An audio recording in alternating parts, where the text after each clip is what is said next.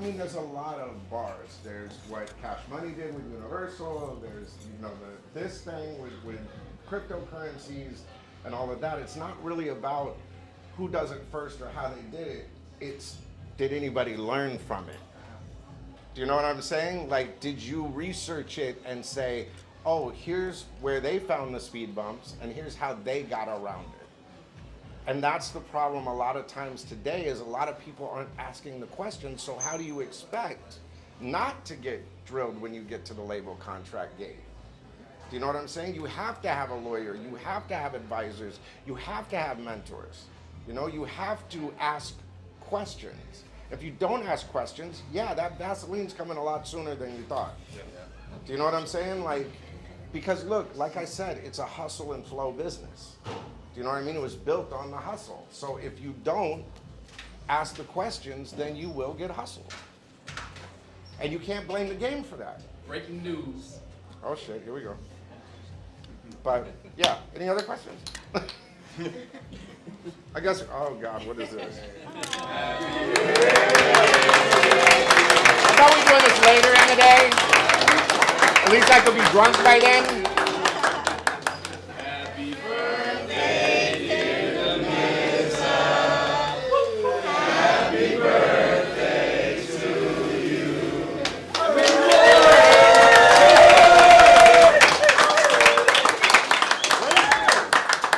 Oh, see, I gave him a hat years ago. So the first time I met the Miz, him and Bams came to Fresno to a show, and my buddy who was throwing the event, Jason, said, take care of him, because Fresno's crazy, you know what I mean? So we ended up bullshitting and ended up going next door to some paisa bar with nothing but Mexican, the banda, and he's like, I was like, you cool here? He's like, no, I fit right in. And we drank and we partied all night.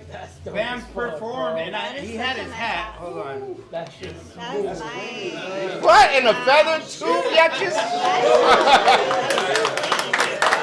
And it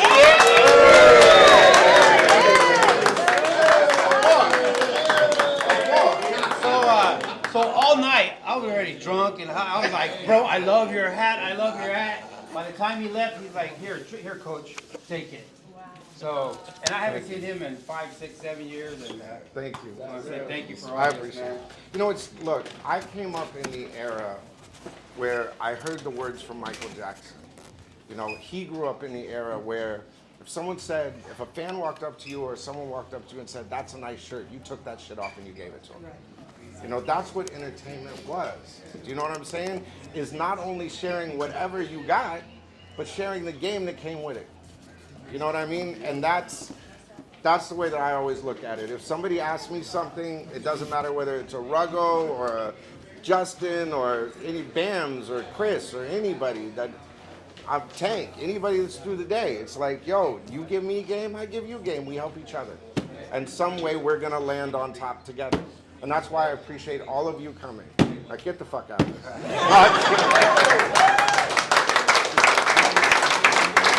everybody go to the GERD Awards. Because I'm going to win again this year. Nice to meet everybody. I'm Coach Jesse. Nice to meet everybody. Hey!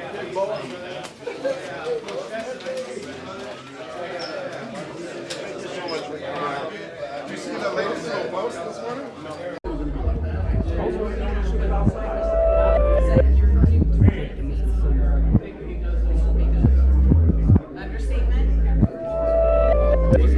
I'm up in here with the GERD Awards, with the Latin affiliated, Hey, and we look forward to having you guys at the GERD Awards this year, November 15th. Make sure y'all pull up. If y'all want to get passes to the awards, go to GERDAwards.com, GERDAwards.com. But hey, we got Latin Familia in the house though.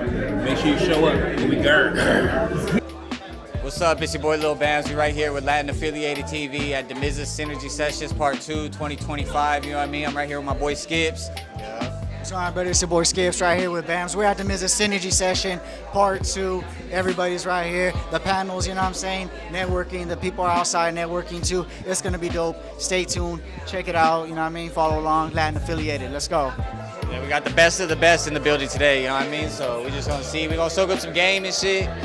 And have a good time, you know what I mean? Probably end up drunk by the end of this.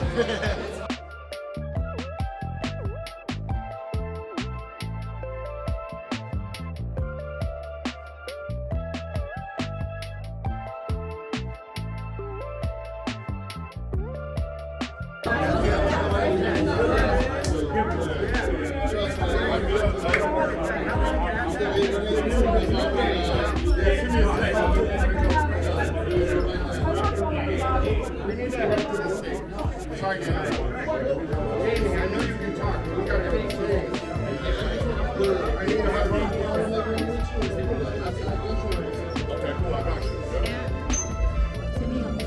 how's it going? Good to see you. What's happening?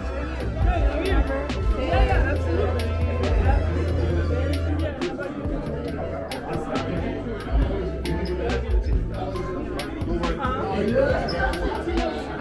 Okay, panelists. Panelists, please. Yeah, it's hot.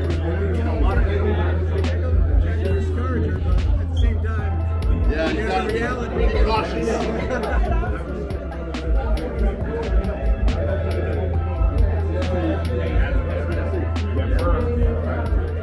Please, go ahead.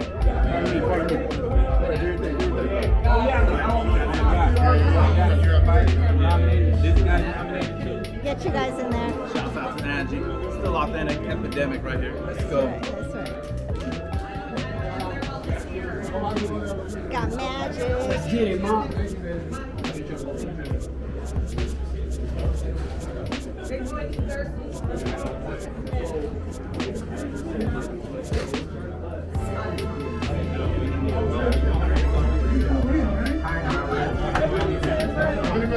Really At least it's not, it's nice. It's a breeze. But everybody outside.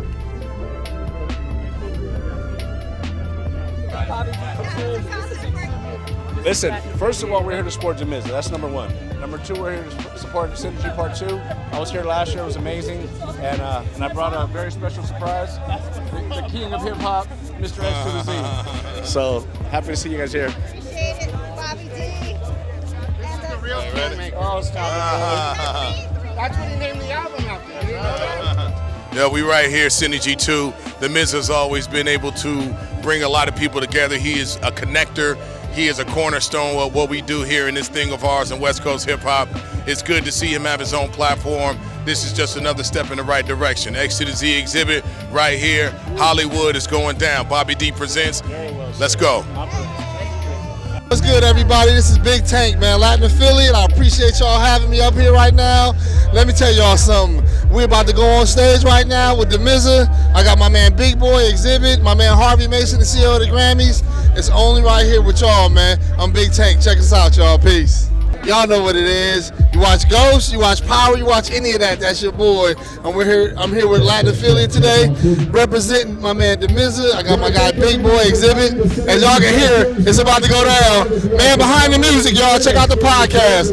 I'll holla at you. Peace. Directly to the fan, and it's how can you engage them? How personable can you be with your fans? I think that's a gift that the artists have to utilize right now, not just using the Instagram platforms, but really give an in-depth reason for your art and give them a reason to believe, so the attention span is a lot shorter too. So people fly through these albums. I just dropped an album in May called Kingmaker. People already asking me when the next one is coming out. I was like, wait, nigga, can you listen to the first one? But as far as AI, I think it is a slippery slope. I don't agree with artists that use AI to completely do their work.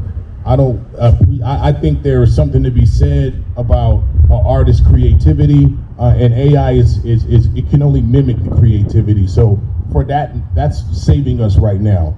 But AI can be used from an arts to do things that you don't normally do.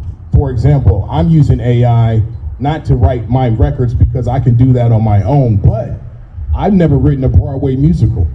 So now I can take my perspective and my skill set and use AI to help me do those pieces that I normally wouldn't know how to do. It's tough because, when I was just doing music production, trying to get songs synced on television was like a big deal, and it was very difficult, and I had hit records already. I couldn't get my songs on TV, so when I became a supervisor, I really started trying to bring more people who actually made music into it. My fear is that not only the labels, but the networks will start to allow for AI music to go into the shows, which will take the jobs from the artist. So that's my fear.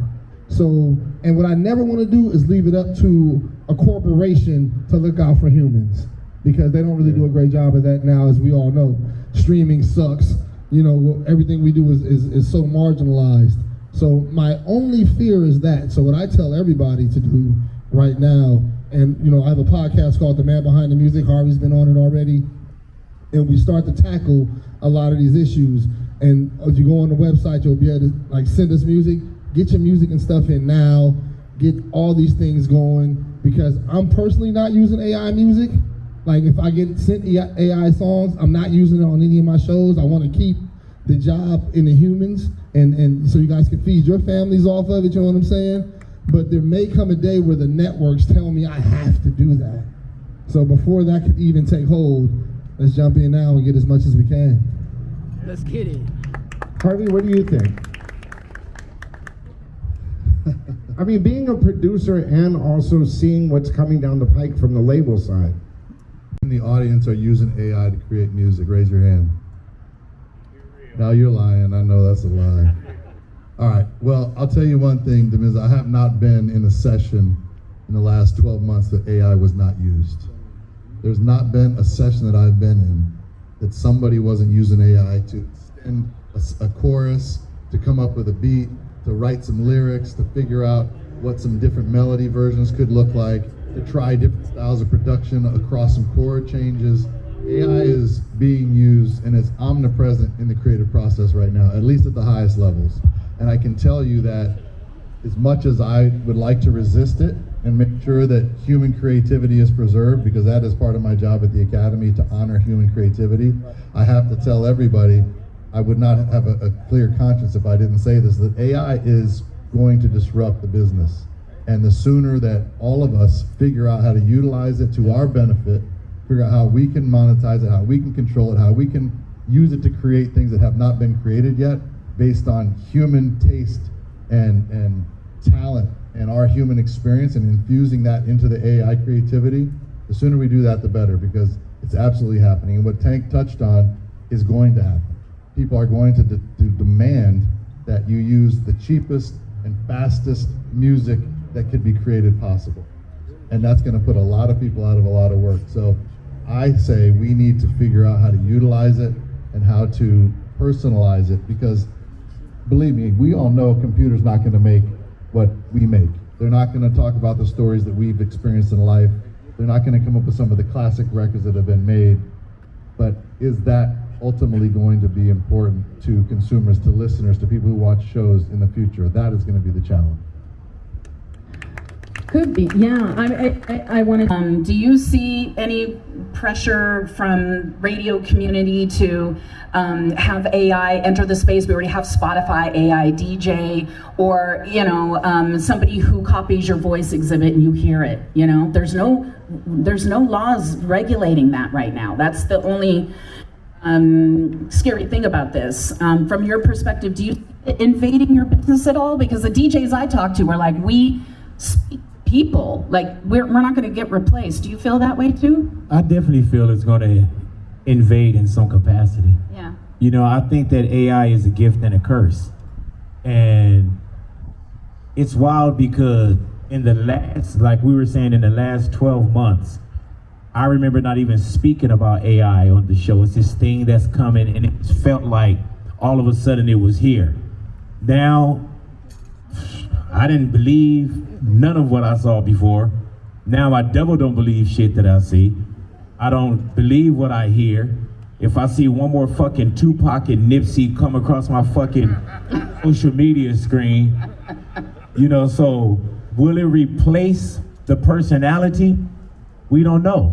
But you gotta know how to use it to your advantage. Because the same way when I got into radio, we had these things called carts, and carts are like 8 tracks, and that's even a bad reference because y'all probably don't even know what an 8 track is. It's like these oversized cassettes that you would slide into a unit. So when I first got into radio, music and commercials were on these carts, and You played your commercials and music, and you had CDs, and sometimes you played records. And I remember when they got rid of the carts, I was like, we're going digital, and I was change resistant. And being change resistant, you become a fucking dinosaur. So I'm telling you, to see these changes that's coming, learn as much as you can about these changes that are coming. If you fuck with it or if you don't, it's here. And you gotta know that it is not going anywhere. Not anytime soon, it's not going anywhere, period. So with me, you'll see certain things where I don't know if an artist is punching up anything. My person that runs my social media, you know, now she uses AI, where she could take something and say, you know, if there's script, you know, like if I'm talking in an interview, and she would back in the days have to listen and transcribe everything. Now you got AI apps to do that. So it makes things easy and it makes things easier, but do not turn your back if you with it or if you're not, that this would not go away. So if you're resistant to it, I totally understand. I personally don't love it. I don't want to fuck with it. But then there's some of you that's using AI that don't even realize you're using it. You know what I'm saying? So embrace it. It's not going anywhere if you can use it to your benefit. We're going to see a lot of people starting to be shuffled out of positions the same way that we saw, you know, 5, 10, 15, 20 years ago when certain things were the biggest thing at that moment and now they're obsolete. So if you could use it to your benefit, fine, but don't think that it's not going to hit you in every capacity, not just of your creative life, but your life, period. Is the radio industry using much AI outside of scripts and that kind of stuff? They're trying to get AI to program, aren't they? Oh, really? No, I wouldn't know as of yet. They are trying to get AI to program. Really? I can definitely see that shit coming. Y'all just should be stickered on the product, so the audience doesn't have to be confused and decide whether it's real or not. That's number one. Number two, I don't think we should wait for these things to get figured out for us. So I think the best thing to do is try to expand the way that you get your brands going. Not just trademark your logo and trademark your music, but also trademark your voice, your name, your likeness, your physical appearance. If you can get that trademarked under one category, whenever it's used in AI, it's gonna be flagged or it's gonna be brought up. I think those are the protective things. We have to be proactive as artists in the artist community to do that. Because if we wait for somebody else to hand us something, it's gonna be a fifth of a penny, like the streams, you know? So I think trademarking your name, likeness, your voice, making sure all of that protected, so that if you do run down the line and they do try to replace Big Boy, which I hope they never fucking try to do with an AI voice, because now they don't have to pay him shit. That's crazy. So I think that is the next step forward for us, and that those are the things that we should push for legislation, is being able to identify if any iteration of AI was used, that it should be tagged and stickered on the album or the project or the movie or the script. Covers her song and they'll go to release it. She doesn't approve it right away. She has to be a great remake. It has to be a great, sample, or, there's so many requests that come in for her top 5 songs. And I don't know why the labels and the publishers can't protect the artists and work with the DSPs, just like they have to clear sample usage or publishing. Why can't they send us the requests via our publisher or label and work with us in terms of, do you want to approve this or don't you want to approve this, I think that the artist's name and likeness is important. I've heard a million versions of like fake Alicia and Drake tracks that are out there, and what happens if one gets released and it's got 1 billion streams, it's just to their credit, and I don't often to the major labels' credit, just so everybody understands, they are trying desperately to handle this. But the part that they cannot get a handle of, that is the fake Alicias, is the fraud that has infected the platforms, and they cannot get a hold of it. Yeah. So that's the part we can't control, and we have to figure it out, right? But it would be nice if the DSPs would just take that stuff down. Yeah. Instead of having it up there, because we're always scrubbing YouTube and trying to, take down. We have a company that works for us and the label that we have piracy and takedown department that's constantly looking, and it's a lot of work, Yeah, it's crazy. Go ahead, Ms. You got a question? Does anybody in the crowd have a question for our esteemed panel? I will come around. He's good.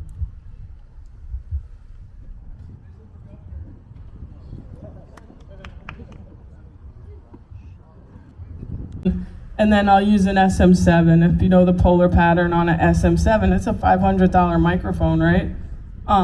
It's really a great mic because you don't get a lot of bleed, right? So I would start there, and then as far as mic and the piano, we really deep dive into a lot of microphone technique from XY over the holes. We do composer perspective behind her ears.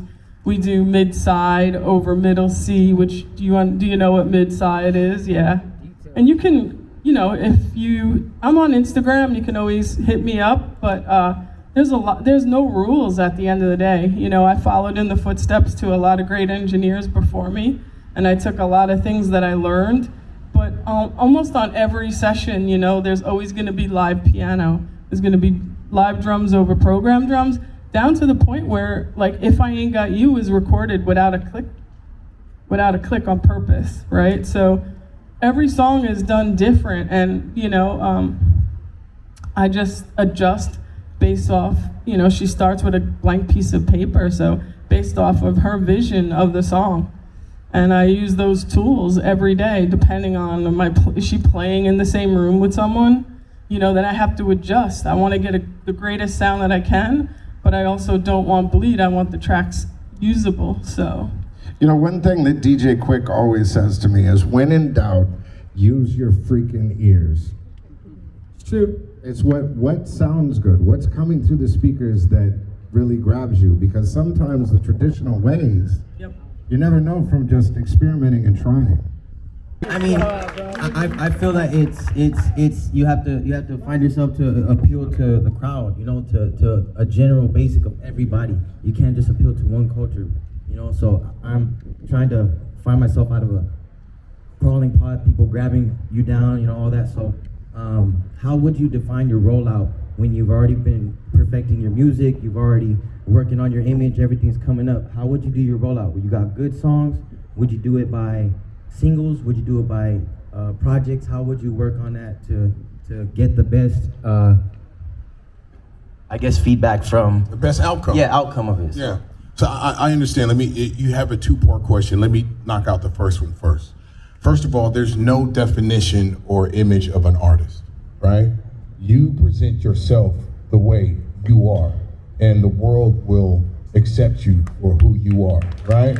Whether you have a bald head, whether you have long hair, whether you look like Genuine or you look like The Rock, you know what I'm saying? If your music is good, music is universal, people will gravitate to you because of your authenticity, not your haircut, right?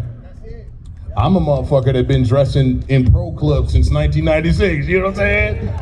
Like, I don't give a shit about that, That's number one. Always remember, and you're running your own race. Nobody wins the game the same way.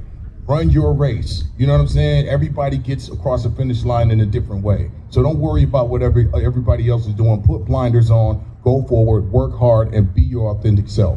Number two, I think the only thing that's made me be here is not giving up and not quitting, right? I've been knocked down, but I always get up. But you always see the wins. You don't really get to see the losses, right? So don't worry about, everybody's not self-conscious about that. People will just want to see you put your best music forward. So that's the thing, man. Just look, it doesn't happen overnight. I know everybody now in this generation expects everything to come to them. Like, you can get on your phone and you can order groceries, you can order weed, you can order, everything will come to you. So I think the expectation and the expectation of success being automatic is something that this generation has to understand. It doesn't happen that way. You have to be forward. You have to always keep going forward. Always keep going forward, and then your legacy turns into longevity, right? So don't worry about how people perceive you. You have to put yourself forward the best authentic way possible. I hope that answered you. You know, another piece of advice old Rockstar gave me is when in Rome, be your fucking self. Justice, artist management. Quick question for you guys across the board. What is your opinion on artists breaking through 20 years ago compared to breaking an artist now? How do you feel about it personally? So, and this goes back to what he was saying. I think right now, Harvey, one of the things I mean you talk about all the time, everybody's the same, right? 20 years ago, everybody was different. Like if you sounded like Jay-Z 20 years ago, we didn't want you. Like we didn't want you to sound like every other person. Now it just feels like, and I'm not trying to put anybody down, but a lot of this shit sounds the same. And I honestly feel like a lot of that has to do with people going off of data instead of artist development. That's exactly right. Finding it. That you're 1,000% right. So if you want to break through, be the different motherfucker. Like be you. You know what I'm saying? And then you guys understand, you have an opportunity right now that we didn't have. There were so many gatekeepers when we were coming up. You had to get into this huge studio and do all these things, and getting a song on TV or in a movie or any of that shit was like impossible to do. We have more black shows and urban shows right now, so there's so many more opportunities. Lizzo was found by a Sync record. We've gotten people record deals from Sync Records. There's so many more opportunities to get your shit heard now than ever before. So make the best shit that is your authentic shit and get it to everybody. Get it to everybody and then get to work. And Tank, how do you get into syncs? Like a lot of people have asked me that. How do you submit? Like where do you see it? All right, so when I first started, my publisher couldn't get, like I had Neo, I had Janae Aiko, I couldn't get a fucking record placed for nothing. And I thought that was crazy. So when I became a supervisor, I started going to publishing companies myself because none of them hit me. Like they would hit me about a Harvey record, No Air or something like that. Harvey's got so many smashes, I don't even want to start. But they would hit me about that. But the independent artists, your publisher wasn't doing that. So I started to go to publishers and say, give me all of your guys' catalog. Like the records that haven't been placed, because they're still really good records. You might do 4,000 records for a Beyonce project for 3 records to get placed. Give me the rest of those records. So as a supervisor, I started to do that. And then my show's music started doing really well. What I decided to do after that was be more active. So I started going into studios and doing things like that. But my arms can only reach so far. I wasn't able to get to as many people as I wanted to, so I started a podcast. Like, hey, now we have a website where we're saying, go to themanbehindthemusic.net and you can submit your records, and I have A&Rs there, and we're gonna break down your records, give you feedback, and if we like it, we'll put it in the show. So I'm trying to give as many opportunities to all the independent artists as I can, because I can remember making beats every fucking day and just not having an outlet, and it's discouraging. Like you don't know what to do, you're trying to feed your family, and there's just no way to get your music heard. And I hated that feeling as a man, as a producer, everything. I hated doing all this amazing work that stayed in my studio, in my hard drive. So I'm trying to offer opportunities to everybody now so they can get their songs placed and hopefully make some dreams come true. And what website, one more time? Say that one more time? The website one more time so they can submit. Yeah, it needs to be original content for sure. And as I said before, I don't want no AI records. So, it's themanbehindthemusic.net. Themanbehindthemusic.net. And the podcast is The Man Behind the Music. Harvey's got a great episode on there. I'm about to holler at Big Boy about getting him on here. Yeah. When you were mentioning get your music everywhere, Tane. Get it everywhere. I kind of want, because part of the presence, first of all, that is, correct me if I'm wrong, you're gonna make more money live than you are in the streaming, first of all, so you should probably do that. But everyone's like, where do I start? Do you have any advice in that regard? There's a movie called Janky Promoters, right? and Ice Cube's son practices in front of the mirror. I'm not being funny. That's where you should start, okay? And again, that helps build your craft. And I get a lot of artists that ask me to pay me to be on my shows, and I'll never ever take a dime. I said, look, let me just see what you got, and if you got it, I'll put you on, because I don't want to ever give you that false sense of security. I think that's a travesty, and I know a lot of promoters do that, and I refuse to. So, you got to just start at home in the garage. Look at the Jackson brothers, Yeah. He had his family practicing in that living room, so yeah, that's it. And he was whipping their ass too, by the way. Exhibit said that, by the way. Yes, hello. Who's my attorney, and he says, I need you to bring a bag of money, I'll just leave it at that, and be here in 30 minutes. I don't question my uncle, so I brought it, and I was there, and he says, you're gonna do a show with a kid named Peso Pluma. I said, okay, who's that? Which means featherweight in English, okay? I looked at his Spotify, it was okay, a couple 100,000 maybe. I looked at his show history, he had 0 in the US. And I go, okay, what nightclub are we gonna do? And he goes, no, you're gonna do the arena. I said, oh boy. He goes, mijo, do you believe in me? I says, all day. And we sold that show out in 2 minutes. And Peso Pluma became the biggest Latin star in the world. Wow. Crazy. For 300 Entertainment. My question is, how do you think, we covered AI as far as artists go, how do you think AI is gonna affect the business people in the music industry? With AI, we could build out, rollout plans, EPKs, album design, everything, right? We could even figure out a market to kind of push. So how do you think AI is gonna affect the business side? I think you nailed it. It's going to affect the business side in every way. Okay. Everything that you're doing in our industry, whether it's royalty collection, as you said, marketing, the creative side, artist development, AI is going to be used across the board. Very simple answer. And I think the labels now are adjusting. They're all reorging, and a lot of those positions are, dwindling as they also reorg further to direct to consumer and e-commerce. So yeah, all right. And start early, because if you wait, you build your business without it, you're going to be way behind. Okay, appreciate it.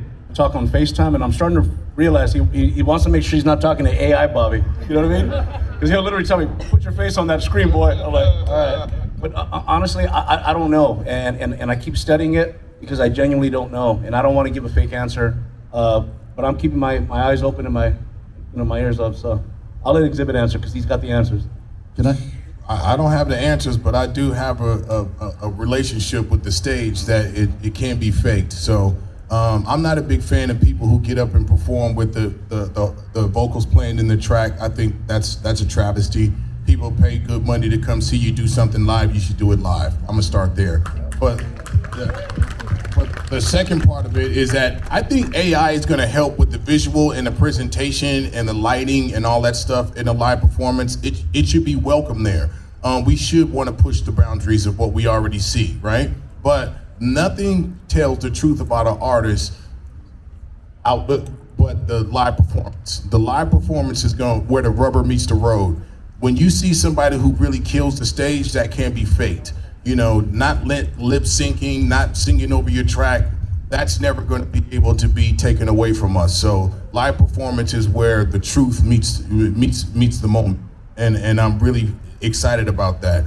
They can't, until they start doing holograms, we're fucked. You know what I'm saying? But I think until that happens, we should have fairly safe place to perform without AI taking over or domineering what we do creatively. AI is going to be everywhere. So I hear a lot of questions. How is AI going to be involved in this? How is AI going to be involved in that? We're at a disadvantage. The people on the stage are at a disadvantage because we've been doing music our whole lives. We built a career on doing things the way that we know how to do it. You all, some of you are the future of the industry, and some of you will figure out how AI is being used. But I would just encourage you to stop asking the questions, how is it going to be used? Because none of us know. You guys will figure it out, and that's the people that will win. And again, it's not replacing exhibit and live performance. I'm not talking about that. I'm talking about everything else. So don't ask how it's going to be useful or what it's going to be doing. Go adapt and figure out for yourself how you can use it, because that's how the game is going to go. Somebody's going to develop a new use for AI, and it's going to change the whole industry. Is the word relationships. Never underestimate the power of relationships. That's why we're all here. We created a relationship, we have relationships, and that's why we're here.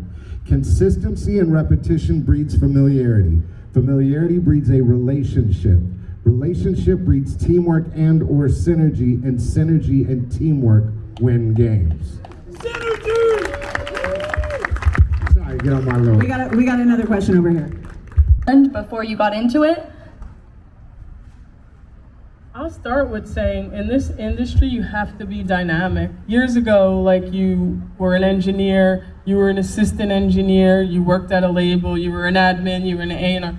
Now, everyone crosses paths into each other's job description. Producers engineer, engineers produce, writers engineer, writers produce. There's no rules. I learned everything, and now I find myself in a dynamic role with Alicia as her head of music, as sitting with her, like, picking out what artists she wants to collab with, writers and producers. Learn everything from each department through, like, what are DSPs doing, what are streaming services doing, you know, and figure out, become a student of the game. I worked in the tape library at Sony, even though I was engineering, because I just wanted to learn and see the other side of the industry. It's all tools in your toolbox. Network, go to mixers. We didn't have that. We didn't have the internet. We used to have to fax our resumes, right? Like, you have the perfect opportunity to come to events like this. We didn't have that, like, social media and messaging people. And so I say just network, but learn every aspect of the industry, radio versus streaming. How are social media followers converting customers into streamers? Learn everything, marketing, digital marketing, social media strategies, everything, touring, learn it all, you know? Thank you so much. Can I say something real quick? She's right. Like, in 1986, 87, my dad was doing shows, and I remember as a kid, I fell in love with it. You know, this is when Tone Loc was coming out. Delicious Vinyl was a big label back then. And I was probably about maybe 8 or 9 years old, so I'm telling you how old I am. But I remember being obsessed with what my father did, and just, you know, getting their phone numbers from Lisa, who I ended up managing later, 25 years later, 35 years later. I just really had to, I was just obsessed. I'm not gifted, I'm obsessed. You know what I mean? And I really hung in there when people told me I couldn't do it. I said, I'm gonna figure out a way. And getting back to what Taste of Honey, you know, I managed Lisa for about 7 years, and when she came to me, her manager had just died. And I'm not a manager, I was a promoter. But I told her, same thing with Snoop when I was handling him. It's really about, like with Lisa, I just put her in the front runner of shows. You gotta go out there and do shows. That's the way you're gonna get heard. When I linked up with her, she had 18,000 people on her Instagram, now she has 300,000. The first thing they're gonna ask you is, what's your social media? Gotta build that, okay? You can't be shy. I know you're not shy, love, okay? But you gotta get out there, okay? And that's what we did. And now Lisa's got a biopic. She's got worldwide tours now. And I'm very proud of what we did together. So those legacy artists, that's what I do. I got a show with Sister Sledge and the Commodores coming up and the OJs. So let me get your number when we're done, okay, Don? Hello. We don't have any managers up here, but what's your advice in terms of pursuing other avenues outside of music? Like, for instance, doing a brand deal. Exhibit, you done any of that? And how do you attract it? Do you need to be at a certain level? Can independent artists do things like this? Any advice in that regard? Absolutely. Yeah, it was you right there. Yeah, we see we you. know it's That you. Yeah. Pick one, the microphone or the film, or pick one. No, pick your shit. Absolutely, all of those things are absolutely available and accessible. It's just, you have to set your expectations. If you are expecting to, you know, come out and be, you know, get $1 bazillion and get a Rockefeller, Jay-Z deal type of money, it's not gonna happen like that. You have to run your race. So absolutely these things are available, but you also have to think outside the box. Everything isn't for everyone. You know, find your audience. The best better you are at identifying your audience and connecting with them, the best way is gonna happen.